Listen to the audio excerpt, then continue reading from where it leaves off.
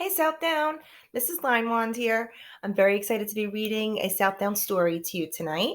I chose a book called The Most Magnificent Thing, and I chose that story because it's about a little girl who likes making magnificent things. Magnificent is another word for amazing. And it reminds me of my girls who love creating magnificent things. They love baking magnificent cakes and making magnificent pictures and paintings. So I really enjoyed this story, and I hope you do too. And I hope that you always find magnificence in all that you create. Enjoy. The Most Magnificent Thing, written and illustrated by Ashley Spires. This is a regular girl and her best friend in the whole wide world. They do all kinds of things together. They race, they eat, they explore, they relax. She makes things, he unmakes things. One day the girl has a wonderful idea. She's going to make the most magnificent thing. She knows just how it will look.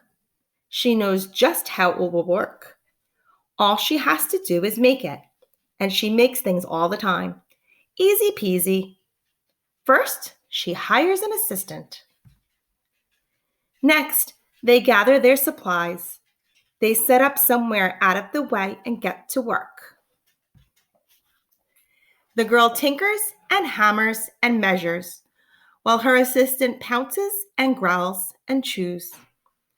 When she's finished, she steps back to admire her work. She walks around one side. Her assistant examines the other side. It doesn't look right. Her assistant picks it up and gives it a shake. It doesn't feel right either. They are shocked to discover that the thing isn't magnificent or good. It isn't even kind of sort of okay. It is all wrong. The girl tosses it aside and gives it another go. She smooths and wrenches and fiddles. Her assistant circles and tugs and wags. When she's finished, she stands up and takes a long look at it. Her assistant gives it a nudge with his paw. The thing is still wrong. She decides to try again. The girl saws and glues and adjusts. She stands and examines and stares. She twists and tweaks and fastens. She fixes and straightens and studies. She tries all different ways to make it better. She makes it square. She makes it round. She gives it legs. She adds antennae. She makes it fuzzy. She makes it long, short, rough, smooth, big, small. One even smells of stinky cheese, but none of them are magnificent. Her hard work attracts a few admirers, but they don't understand. They can't see the magnificent thing that she has in her mind. She gets mad. The angrier she gets, the faster she works. She smashes pieces into shapes. She jams parts together. She pummels the little bits in. Her hands feel too big to work, and her brain is too full of all the not right things. If only the thing would just work. Crunch! The pain starts in her finger. It rushes up to her brain, and she explodes. It is not her finest moment. I'm not good at this. I quit. Her assistant suggests a walk. It's not much help at first. But before long, she starts to feel different. Bit by bit, the mad gets pushed out of her head.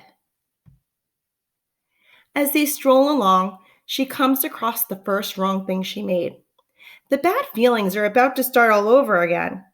Then she notices something surprising. There are some parts of the wrong things that are really quite right. The bolts on one, the shape of another, the wheel-to-seat ratio of the next. There are all sorts of parts that she likes.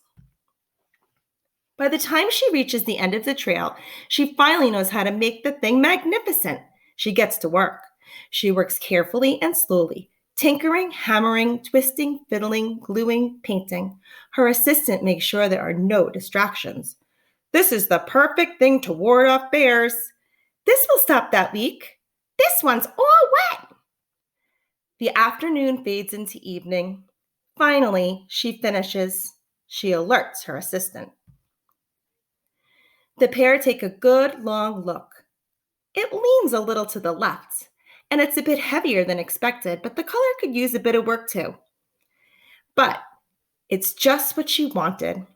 They climb aboard and take it for a spin. They are not disappointed. It really is the most magnificent thing. I hope you enjoyed that story, and I hope that when you are being creative, that you are able to find magnificence in everything that you do. Bye.